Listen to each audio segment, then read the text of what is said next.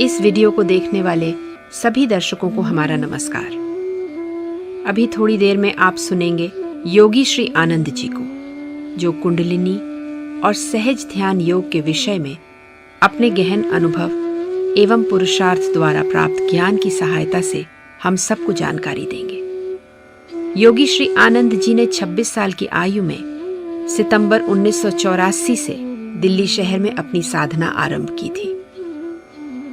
फिर मिरज, महाराष्ट्र में अपनी गुरु माता परम पूज्य मालती देवी बाल जी के मार्गदर्शन में कठोर अभ्यास किया। 1993 में वो उत्तर भारत आ गए और 1 वर्ष तक शिवालिक पहाड़ियों में कठोर साधना की। इसके उपरांत अपने पैतृक गांव लौटकर उन्होंने गांव के बाहर एक छोटी सी कुटिया में कठोर योग का अभ्यास किया। इस कठोर अभ्यास के द्वारा प्राप्त ज्ञान की सहायता से आपने कई युवाओं का मार्गदर्शन किया है। योगी श्री आनंद जी ने अपने अनुभवों और आध्यात्मिक शोध के आधार पर 3 पुस्तकें लिखी हैं, जिनके नाम हैं सहज ध्यान योग, योग कैसे करें और तत्व ज्ञान। ये पुस्तकें हमारे देश के कई विश्वविद्यालयों और IIT के पुस्तकालय में सबके लिए सरलता से उपलब्ध है। योगी श्री आनंद जी ने दिल्ली और महाराष्ट्र के क्षेत्र में कई व्यक्तियों को आध्यात्म की राह से जोड़ा है और आज इस वीडियो के माध्यम से आप सहज ध्यान योग, कुंडलिनी और साधना के विषय से जुड़ी अनेक जानकारियां हमें देंगे, जो हमारे जीवन और समाज के कल्याण हेतु आवश्यक है। इसे ध्यान में रखते हुए योगी श्री आनंद जी हमें उन प्रमाणिक विधियों के बारे में बताएंगे जिनका उन्होंने बहुत समय तक अध्ययन किया है और जिनकी साधना की है। इन विधियों में प्राचीन एवं प्रभावशाली गुप्त मंत्र सम्मिलित हैं और लिखित में दुष्प्राप्य हैं, और ये सिद्ध विधियां गुरु शिष्य परंपरा तक ही सीमित हैं। तो आइए इन सिद्ध विधियों को जानने के लिए सुनते हैं योगी श्री आनंद जी को।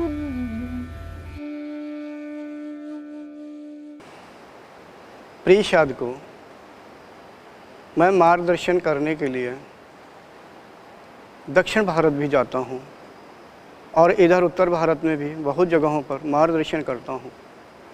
बहुत से लोगों का यही प्रश्न होता है कि गुरुजी, हम कुंडलिनी को ऊर्ध्व कैसे करें, कुंडलिनी को जागृत कैसे करें, हमें क्या कुछ बताएंगे? इसके विषय में आजकल लोग जानने के लिए बहुत उत्सुक भी रहते हैं। तो यही बताने के लिए मैं संक्षेप में थोड़ा बताना चाहूँगा कि कुंडलिनी कैसे ऊर्ध्व करना चाहिए, कैसे जागृत करना चाहिए और उससे कैसे लाभ लेना चाहिए। आखिरकार हमें जब तक इस विषय में पूरा ज्ञान नहीं होगा तो हमारी अंदर से जो इच्छा होगी जागृत करने की वो कमज़ोर रहेगी, अथवा जब तक हमारी अंतःकरण से इच्छा जागृत नहीं होगी कि हम कुंडलिनी को ऊर्ध्व करें, जागृत करें और उससे लाभ लें, तो थोड़ा कुंडलिनी के जागृत करने में अवरोध सा आएगा। सबसे पहले कुंडलिनी के विषय में जान लें, कुंडलिनी आखिरकार है क्या? कुंडलिनी शब्द कुंडल से बना हुआ है। कुंडल, कुंडल अर्थात गोलाकार। जो कुंडलिनी का दूसरा नाम शक्ति है, यानी अर्थात कुंडलिनी शक्ति। कुंडलिनी शक्ति कुंडलाकार रूप में हर एक प्राणी के अंदर एक निश्चित जगह में विद्यमान रहती है। कुंडलाकार विद्यमान होने के कारण उसका नाम कुंडलिनी पड़ा, अर्थात कुंडलिनी शक्ति। कुंडलिनी शक्ति का पर्यायवाची शब्द आदि शक्ति भी है। हम भौतिक जगत में कभी भी जब हम शक्ति का प्रयोग करते हैं तो किसी न किसी रूप में कुंडलिनी शक्ति ही विद्यमान रहती है। हम चाहे भौतिक कार्य करें या अन्य किसी प्रकार का कार्य करें तो वो किसी न किसी रूप से कुंडलिनी शक्ति के द्वारा ही हमें शक्ति प्राप्त होती है। हाँ, कुछ लोग ऐसे भी हैं कुंडलिनी के विषय में उन्हें पूरा ज्ञान नहीं है, कुंडलिनी की अवहेलना करते रहते हैं, निंदा करते रहते हैं और यहाँ तक कि दूसरों को मना भी करते रहते हैं कि इस विषय को ज़्यादा जानने की कोशिश न करें, जागृत करने की कोशिश न करें, इससे कोई लाभ नहीं होता है, हानियाँ होती हैं, ऐसा लोग कहते हैं। हमारे साथ भी ऐसा ही कुछ बातचीत हुई है कि ये इससे लाभ हानि के अलावा और कुछ है भी क्या। मैं ये कहना चाहूँगा कि इसमें लाभ के अलावा कुछ है ही नहीं, सिर्फ लाभ ही लाभ है। अब लाभ कैसा है? एक ऐसा लाभ जो भौतिक कार्यों के द्वारा हम लाभ नहीं ले सकते हैं, वो हम अगर कुंडलिनी के द्वारा लाभ लेना चाहें तो लाभ ले सकते हैं। लाभ है हमारी उन्नति का। हमने मनुष्य जीवन हमें जो मिला हुआ है, यदि हम कुंडलिनी को जागृत कर लें तो लाभ ये है कि हम अपना आंतरिक विकास पूर्ण रूप से कर सकते हैं। जबकि मनुष्य चाहे जितना भौतिक क्रियाकलापों से, चाहे वो पढ़ाई करके, शोध करके या अन्य किसी के द्वारा अपने आप को अगर विकसित करना चाहे तो निश्चय ही विकसित करता है। जैसे छात्र लोग पढ़ाई करते हैं और जब उच्च शिक्षा को प्राप्त करने के लिए प्रयासरत रहते हैं, अर्थात शोध का कार्य करते हैं, तो वो भी एक मस्तिष्क के विकास का ही कार्य है। अर्थात हम अपने आप को विकसित करते हैं, लेकिन इसकी एक सीमाएं हैं। हम निश्चित सीमाओं के अंतर्गत ही हम भौतिक शरीर के द्वारा अपना विकास कर सकते हैं। यदि हम अंतर्मुखी होकर के और सूक्ष्म जगत में प्रवेश कर लें, अर्थात अपने को अंतर्मुखी करके हम अपना विकास करें, तो हम अपने मस्तिष्क को पूर्ण विकास की ओर ले जा सकते हैं।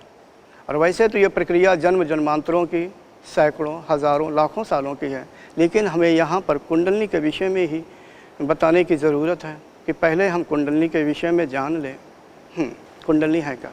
कुंडलिनी शक्ति का नाम है। कुंडलिनी, इसीलिए उसका नाम पड़ा कुंडलिनी शक्ति। इसका पर्यायवाची शब्द आदि शक्ति, अव्यक्त आदि है। हम अगर इसके विषय में सोचें कि आदि शक्ति किसे कहते हैं, आदि शक्ति यानी जो आदि में हो, अनादि में हो, अर्थात ईश्वर की शक्ति। ईश्वर ही हमारे आदि में है, यानी संसार का कारण है, संसार का मूल है, और उसी के अंदर सारी सृष्टि होती रहती है। इसी ईश्वर की जो शक्ति है, जो सृष्टि का कार्य करती है, उसे हम कुंडलिनी शक्ति कहते हैं। वो अव्यक्त रूप में होती है। पराशक्ति भी कहते हैं, अव्यक्त भी कहते हैं, आदि शक्ति भी कहते हैं, कुंडलिनी शक्ति भी कहते हैं, और अन्य देवियों के नाम से जाने कितने कितने उसके पर्यायवाची शब्द हैं।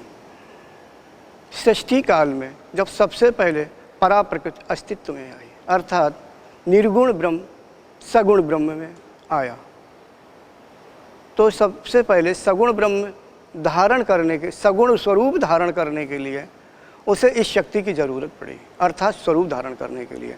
गीता में एक शब्द आता है परा प्रकृति। परा प्रकृति इसी का पर्यायवाची शब्द है, पर वो अव्यक्त रूप में रहती है।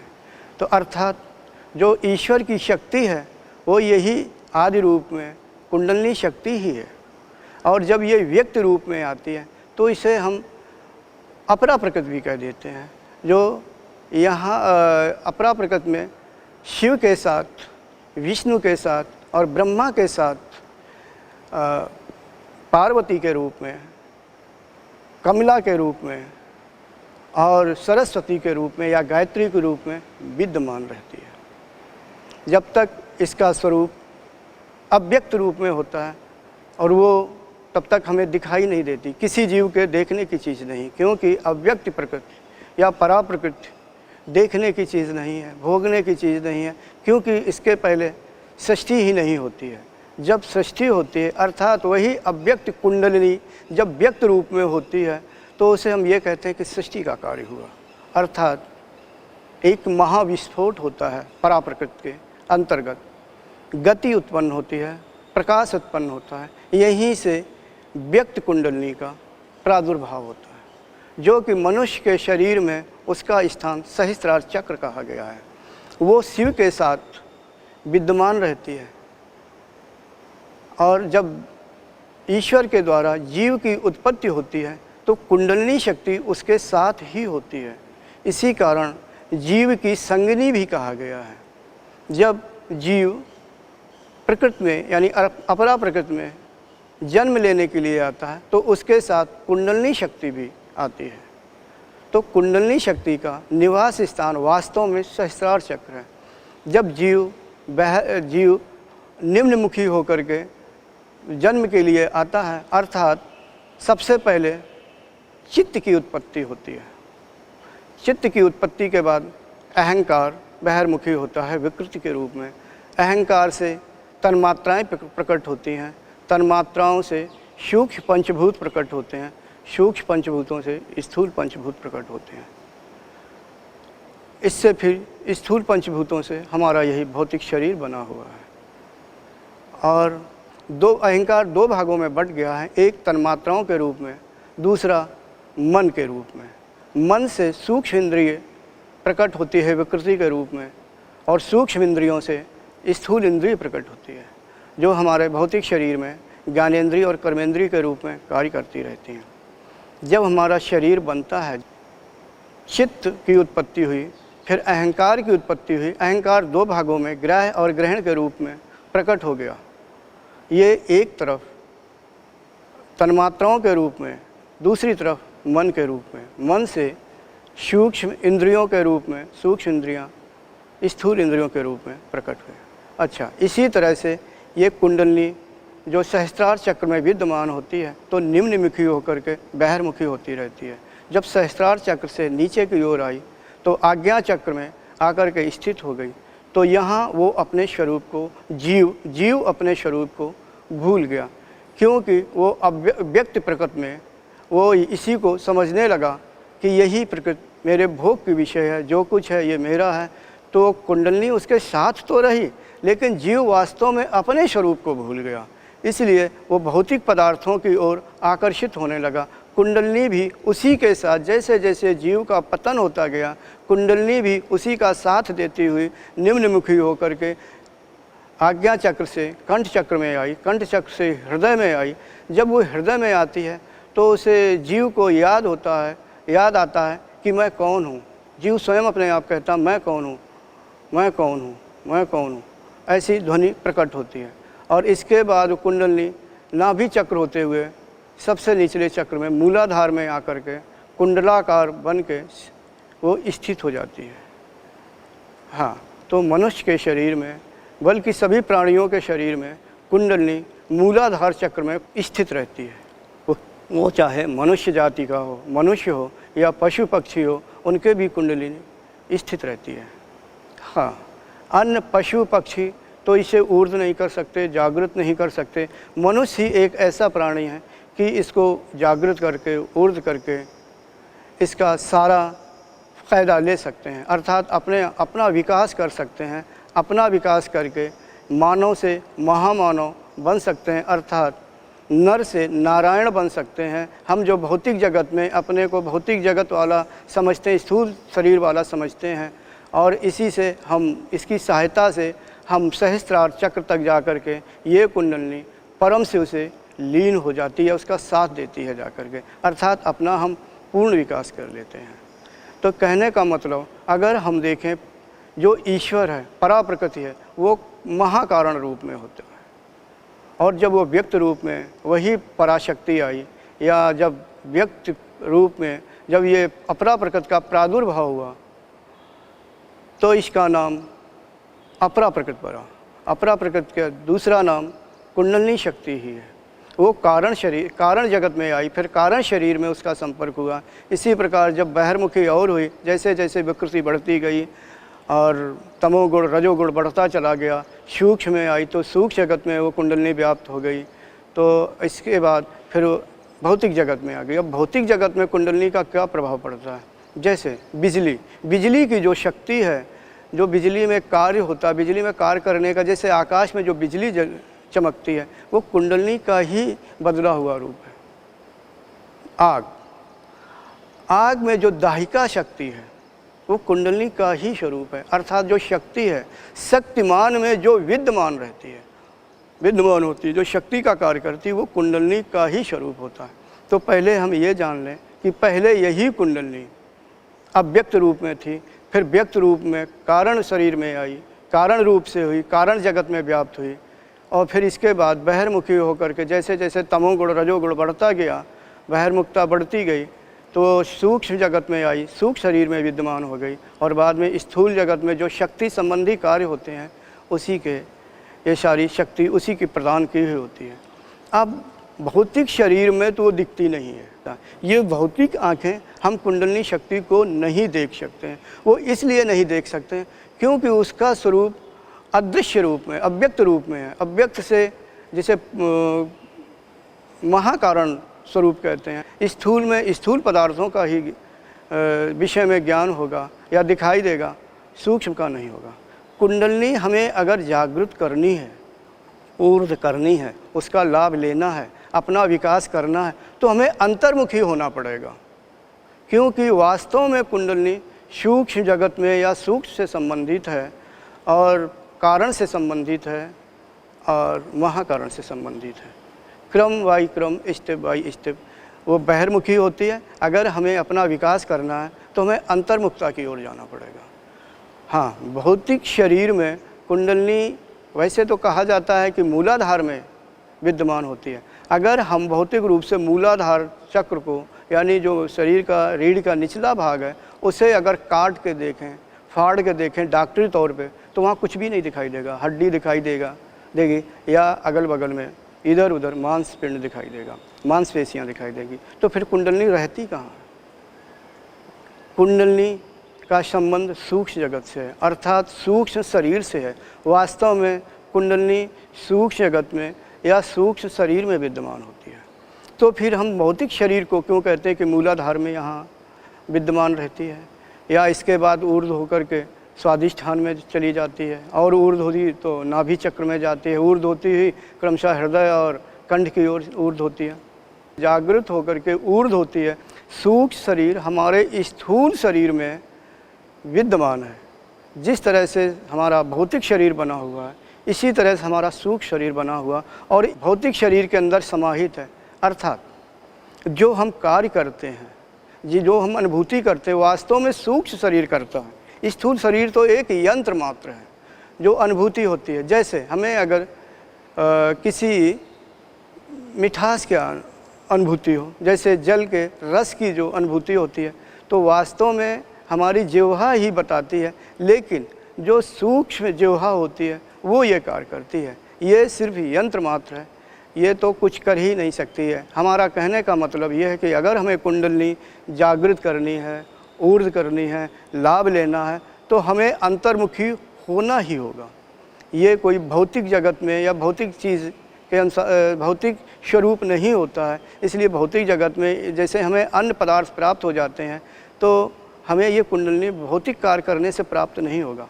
उसके लिए हमें अपने आंतरिक विकास करना होगा। आंतरिक विकास कैसे करेंगे? जब तक हम अपने भौतिक शरीर को अंतर्मुखी नहीं बनाएंगे, तब तक हम सूक्ष्म शरीर की अनुभूति नहीं कर सकते हैं। और जब हमें अनुभूति होने लगेगी, उस अवस्था में हमें कुंडलिनी की अनुभूति हो सकती है। और सूक्ष्म शरीर में अंतर्मुखी होने के लिए, अर्थात सूक्ष्म जगत में प्रवेश करने के लिए, हमें वाह जगत का या भौतिक जगत का या भौतिक शरीर का संबंध, यानी अंतर्मुखी होकर के कुछ समय के लिए सूक्ष्म शरीर में प्रवेश करने के लिए कट करना पड़ेगा। भौतिक शरीर कट नहीं होता, अंतर्मुखी होते हैं। तो इसके लिए हमारी जो इंद्रियाएं बहिर्मुखी हैं, जो हमें इस संसार की अनुभूति कराती हैं, कार्य करती हैं हमारे लिए, उनको हमें, उनकी गति हमें रोकनी होगी। स्थिर करके हमें उन्हें अंतर्मुखी करना होगा। हमें इंद्रियों को और बहिर्मुखी जो मन हो रहा है, इनको ठहरा के हमें अंतर्मुखी करना होगा। अर्थात अब इसके लिए हमें जब अंतर्मुखी करना, तो हमें साधना की, योग की प्रक्रिया से गुजरना होगा। हम योग की सहायता के द्वारा, योग के अभ्यास के द्वारा हम अंतर्मुखी हो सकते हैं। पहले हम अपने शरीर को स्थिर कर लें, यानी बहिर्मुखता उसकी बंद करें, फिर अंतर्मुखी होने की कोशिश करें। और वो कैसे होगा? एक अपने शरीर को किसी आसन पर स्थिर करके और इंद्रियों को शांत करके हम अंतर्मुखी हों, यानी हम मन को केंद्रित करके, एक जगह केंद्रित करके अंतर्मुखी होने का प्रयास करें। इंद्रियों का जब तक अंतर्मुखी नहीं होंगी, तो ये सूक्ष्म इंद्रिय अपना बहिर्मुखी होकर के प्रेरित करती रहेंगी कि ये जो स्थूल इंद्रियां हैं कार्य करती रहें। जब स्थूल इंद्रियों को हठपूर्वक हम जब रोक देंगे और अंतर्मुखी का प्रयास करेंगे तो सूक्ष्म इंद्रियाएं अपने आप शांत होने लगेंगी, वो भी ठहरने लगेंगी और अंतर्मुखी वो भी होने का प्रयास करेंगी। हम किसी आसन पर बैठ करके अंतर्मुखी होने का प्रयास करेंगे और वो ऐसे हमारे चित्त में जो वृत्तियाँ भरी हुई हैं वो वृत्ताकार रूप में बाहर तेजस रूप में निकलती हैं और आँखों के द्वारा जब तेजस रूप में बाहर निकलती हैं तो पदार्थों की अनुभूति कराती हैं, संसार की अनुभूति कराती हैं। तो हमें सबसे पहले इसी को रोकना है कि हम आँख नामक इंद्रिय को शांत करें, उसे रोकें और इस इंद्रिय को जो रोक के जो मन हमें बाहर की ओर प्रेरित करता रहता है इंद्रियों को, उसको शांत करें। किसी एक जगह शांत कैसे होगा? अपने आप नहीं होगा, बल्कि उसे किसी ध्येय वस्तु पर लगा दें। जब ध्येय वस्तु पर लगाएंगे तो मन थोड़ी देर के लिए ठहरने लगेगा, शुरू में नहीं ठहरेगा, बाद में ठहरने लगेगा। इसी तरह से कान के द्वारा जो हम ध्वनियाँ सुनते हैं इसे भी शांत करना होगा। अन्य जो भी इंद्रियाएं हैं हमें शांत करनी होंगी और शांत होकर के जब हम अंतर्मुखी होंगे तभी हम कुंडलिनी के विषय में हमें ज्ञान होगा। तो इन इंद्रियों का स्वामी मन है, तो हम क्यों ना मन को एक जगह ठहरा के अंतर्मुखी करने का प्रयास करें, तो हमें सफलता मिलनी शुरू हो जाएगी। हम जब भौतिक इंद्रियों को किसी आसन में बैठ करके अंतर्मुखी करेंगे तो धीरे धीरे अभ्यास करते करते अंतर्मुखी होने लगेंगी। और ये पता कैसे लगेगा कि हमारी इंद्रियां अंतर्मुखी होने लगी, यानी वह इंद्रियां शांत हो जाती हैं और फिर जो अंदर की इंद्रिय होती है यानी सूक्ष्म इंद्रिय वो भी शांत होने लगती हैं। और उसका पता तभी लगता है जब हमें ध्यान में रुचि बढ़ने लगे कि नहीं भाई, हमें प्रसन्नता बढ़ने लगे, हमें किसी प्रकार का अपने आप से अवरोध ना आए, मन खिन्न ना हो बल्कि प्रसन्न होने लगे। ये मन लगे कि नहीं मैं ध्यान करना चाहता हूँ, तो समझ लो कि वह इंद्रियाँ ठहरने लगी हैं। जो सूक्ष्म इंद्रिय है वो अंतर्मुखी होने लगी हैं या ठहरने लगी हैं। फिर सूक्ष्म जगत का प्रवेश करने का समय भी आ जाता है या उसका विकास का समय आ जाता है। तो सबसे पहले हमें ये भी सोचना है कि जब तक हम अपने बाह्य इंद्रियों को यानी बहुत स्थूल इंद्रियों को हम शांत नहीं करेंगे, समझा कर के यानी सात्विकी नहीं बनाएंगे, जब तक ये इंद्रियां बहिर्मुखी होती रहेंगी तब तक हमें अंतर जगत का या सूक्ष्म जगत का या सूक्ष्म शरीर का भान नहीं होगा। हमें इंद्रियों को बहिर्मुखी होने से बचाना है। ये कब बचा सकते हैं? जब तक हम भौतिक संसार में लिप्तता को बंद नहीं करेंगे। अज्ञानता के कारण भौतिक संसार में या भौतिक पदार्थों में जो हमारी आसक्ति है उसकी प्राप्त करने के लिए रात दिन जो हम प्रयास करते रहते हैं, हम का मतलब हम सभी रात दिन परिश्रम करते रहते हैं, सुबह से जागते हैं, शाम तक किसी भी पदार्थ को प्राप्त करने के लिए भरसक प्रयास करते हैं और शाम को फिर वही काम, खाना खा के सो गए और फिर सुबह जागे फिर उसी का प्राप्त करने के लिए प्रयास करने लगे। अर्थात भौतिक जगत में अज्ञानता के कारण हमारी जो लिप्तता है उसको हमें शांत करना है। तभी हम भौतिक जगत से हम शांत होकर के हम सूक्ष्म जगत में प्रवेश कर पाएंगे। अर्थात भौतिक पदार्थों से हमें त्याग करना ही होगा। अगर हमें अपना विकास करना है, सूक्ष्म विकास करना है, तो भौतिक जगत से त्याग का मतलब ये नहीं है कि आप जंगल में चले जाइए, घर को छोड़ दीजिए, ऐसा कुछ नहीं, या मित्रों को छोड़ दीजिए, रिश्तेदारों को छोड़ दीजिए या अच्छे काम ना करिए। नहीं, हम इसी संसार में हमें सभी को रहना है, कार्य भी करना है, अपना जीवन जीना है, लेकिन हमें अज्ञानता के कारण जो हम आसक्त हैं आसक्ति हटानी है। ठीक ऐसे इन पदार्थों से काम तो हम कर रहे हैं लेकिन उसमें लिप्तता नहीं रखेंगे। बिल्कुल इसी तरह समझ लो कि अपने मन को जिस तरह से हम अभी यहाँ बैठे हुए हैं और इसको 1000 किलोमीटर दूर बम्बई के लिए भेज दिया कि वहाँ के विषय में सोचने लगे, तो अर्थात कुछ समय के लिए हमारा यहाँ का संपर्क टूट गया, तभी मन वहाँ के विषय में सोच सकेगा।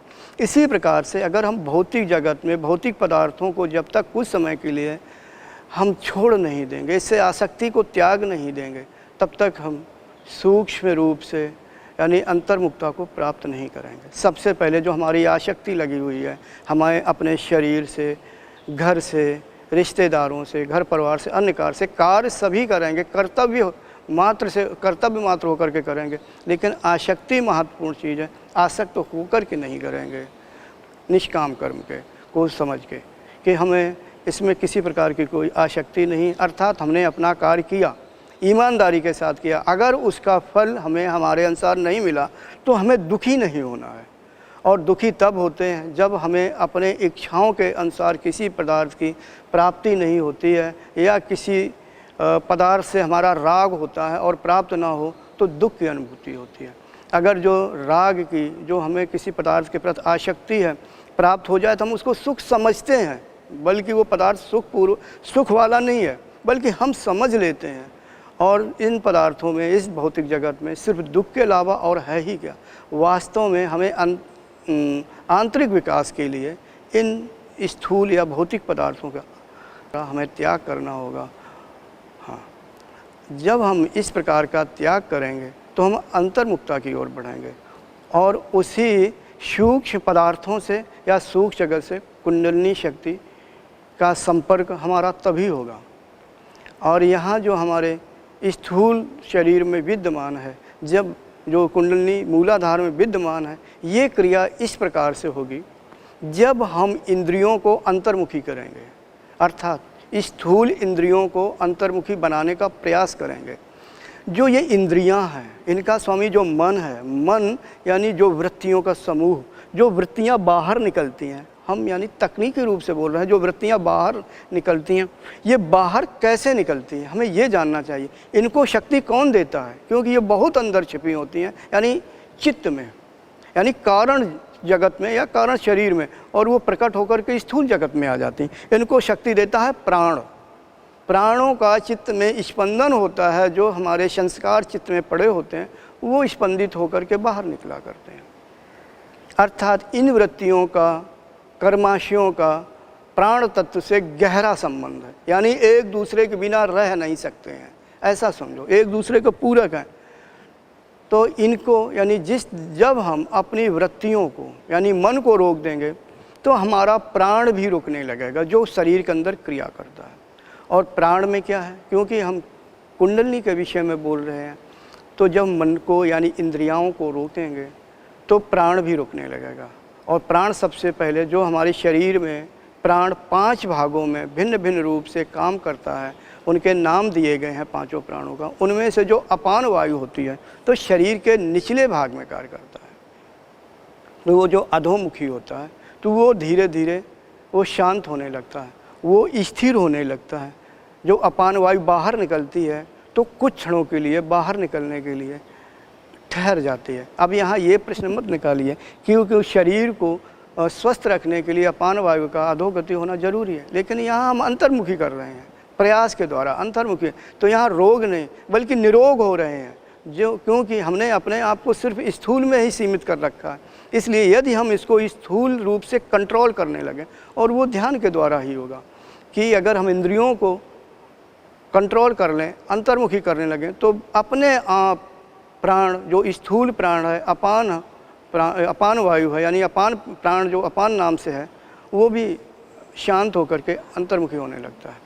जो अपान वायु बाहर निकलती है निचले भाग से, वो शांत होकर के निचले भाग में ठहरने लगती है। निचले भाग को अगर देखें तो वहाँ पर रीढ़ का जो निचला भाग आता है, तो निचले भाग से रीढ़ की नोक से थोड़ा सा ऊपर मूलाधार जगह है, जो त्रिकोण बना हुआ मूलाधार चक्र के नाम से है। वो प्राण सूक्ष्म होकर के मूलाधार में क्रिया करने लगता है। एक हम स्थूल इंद्रियों को शांत करके अंतर्मुखी होते हैं, सूक्ष्म प्रवेश करने की कोशिश करते हैं, सूक्ष्म शरीर में जाने की कोशिश करते हैं। उसके साथ अपने आप प्राण भी जो निम्नमुखी या अधोगति से नीचे की ओर निकलता है, वो प्राण धीरे धीरे ठहर करके सूक्ष्म होने लगता है, यानी सूक्ष्म होकर के मूलाधार चक्र में क्रियाशील होने लगता है। मूलाधार चक्र में त्रिकोण के मध्य में शिवलिंग के चारों ओर 3.5 चक्कर लगाए हुए कुंडलिनी विद्यमान रहती है। तो वो सूक्ष्म प्राण उसी जगह पर धक्के मारने लगता है। इन प्राणों को चलाने के लिए हमारे शरीर में सुषुम्ना नाम की नाड़ी के दोनों तरफ इड़ा और पिंगला नाम की नाड़ी हैं, जो हमारे इस भौतिक शरीर को शक्ति प्रदान करती हैं कार्य करने की भौतिक रूप से। तो ये प्राण सूक्ष्म होकर के इड़ा पिंगला को भी, जो नाड़ी है सूर्य नाड़ी या चंद्र नाड़ी, उनको प्रभावित करती है। सुषुम्ना नाड़ी उसको भी प्रभावित करती है। वो ना मतलब निगेटिव चार्ज है ना पॉजिटिव चार्ज है, अर्थात बीच में स्थित रहती है। वो किसी प्रकार का कार्य नहीं करती है, वो स्थिर रहती है, तो उसको भी क्रियाशील कर देती है। स्थूल प्राण जब सूक्ष्म होकर के मूलाधार चक्र में प्रभावित करता है, अर्थात प्रेशर बनाता है या धक्के देता है, तो सुषुम्ना नाड़ी के अंदर, तब स्थूल प्राण सूक्ष्म होता है तो सुषुम्ना नाड़ी के अंदर प्रवेश करने की कोशिश करता है। और ये नाड़ी देवों का पथ कहा गया है शास्त्रों के अनुसार, और कुंडलनी का भी मार्ग इसी नाड़ी के होकर से जाता है। हाँ, तो ये जो कुंडलनी शक्ति सूक्ष्म रूप से सोई हुई होती है, तो हमारा ये प्राण सूक्ष्म रूप से उसी में धक्के मारने लगता है। ठीक ऐसे जैसे कुंडलनी का स्वरूप देखने पर पता लगता है, बहुत से साधकों को नागिन के रूप में दिखाई देती है। जैसे शिवलिंग में 3.5 चक्कर लगाए कोई नागिन लिपटी हो, हमें देखने में 3 ही चक्कर दिखाई देते हैं, लेकिन आधा चक्कर अपने मुंह के अंदर, यानी पूंछ का भाग मुंह के अंदर वो अपने अंदर लिए रहती है या घुसेड़े रखी है, दाबे रखती है, वो दिखाई नहीं देता। तो वही प्राण सूक्ष्म कुंडलनी के मुंह पर धक्के मारता। धक्के इस तरह मारता कि सोई हुई जैसे नागिन हो, उसको जगाने का प्रयास किया जाता है। साधक देखता है, जिनकी साधना अच्छी होती है उनको दिखाई देता है कि किसी यानी कोई चीज़ है उसमें टकरा रही है, या उसमें शरीर में अनुभूति होती है निचले भाग में क्रिया करने की, तो ये कुंडलनी जो दिखाई देती है नागिन के रूप में, तो एक ऐसा लगता है कि जैसे वो आंखें खोल रही है या पूँछ उगल रही है, कुछ ऐसे दिखाई देता है। तो यानी एक तरह का दिखता तो हमें ध्यान में, वास्तव में होता क्या कि हमारे सूक्ष्म शरीर में, सूक्ष्म जिसका संबंध सूक्ष्म जगत में, उसका विकास होना शुरू हो जाता है। मैं इसलिए ये सब बातें बताना चाहता हूँ कि बहुत से लोगों की सोचें बिल्कुल गलत है। तो मैं बारीकी से ये कहना चाहता हूँ कि यहीं से हमारा सूक्ष्म जगत प्रभावित होता है। सूक्ष्म जगत यानी सूक्ष्म शरीर प्रभावित होता है, जिसका तारतम्य सूक्ष्म जगत का और सूक्ष्म शरीर का आपस में मिला हुआ है, एक दूसरे के पूरक हैं। कि सूक्ष्म जगत जिन पदार्थों से बना हुआ, उन्हीं पदार्थों से सूक्ष्म शरीर बना हुआ। तो अगर क्रिया सूक्ष्म जगत में होगी तो सूक्ष्म शरीर प्रभावित होगा, सूक्ष्म शरीर में कोई क्रिया होगी तो सूक्ष्म जगत प्रभावित होगा।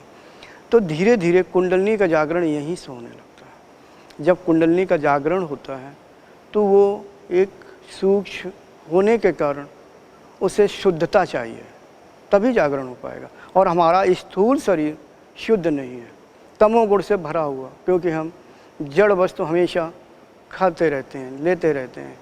जड़ वस्तु क्या, जैसे भोजन है, पानी है, तो इनमें जड़ता ही जड़ता मिली हुई है। इसके खाने से हमारे शरीर में तो जड़ता बढ़ती ही है, सूक्ष्म शरीर भी प्रभावित होता है। जब तक प्रभावित होगा, यानी जड़ता हमारी नहीं जाएगी, तमोगुण और रजोगुण कम नहीं होगा, कुंडलनी कार्य नहीं करेगी। उसके लिए हमें सत्वगुण की आवश्यकता है, क्योंकि कुंडलिनी का स्वरूप सत्वगुण से यानी अत्यंत परम शुद्ध और पवित्र है। तो हमें अपने शरीर को, भौतिक शरीर को शुद्ध बनाना होगा, और जब भौतिक शरीर शुद्ध होगा तो हमारा सूक्ष्म शरीर भी शुद्ध होगा। तो जितना हम अपने आप को शुद्ध बनाते जाएंगे, कुंडलिनी को जागृत होकर के ऊर्ध्व होने में सहायता मिलेगी। ऐसा समझो कि हम उसके लिए मार्ग, आगे का पथ या मार्ग साफ कर रहे हैं। अगर हमारा भौतिक शरीर शुद्ध नहीं होगा तो कुंडलनी जाग तो गई, अगर प्रयास करके जागृत की तो जाग गई, लेकिन फिर ऊर्ध्व होने में कठिनाई होगी। और ये हमें शुद्धता लाने के लिए प्राणायाम का प्रयोग करना चाहिए। प्राण शुद्ध होगा तो हमारा स्थूल शरीर शुद्ध होगा, स्थूल शरीर शुद्ध होगा तो हमारा सूक्ष्म शरीर शुद्ध होगा। यानी कुंडलनी को ऊर्ध्व करने के लिए हमें प्राणायाम भी करना चाहिए, हमें मन एकाग्र करने के लिए हमें ध्यान भी करना चाहिए।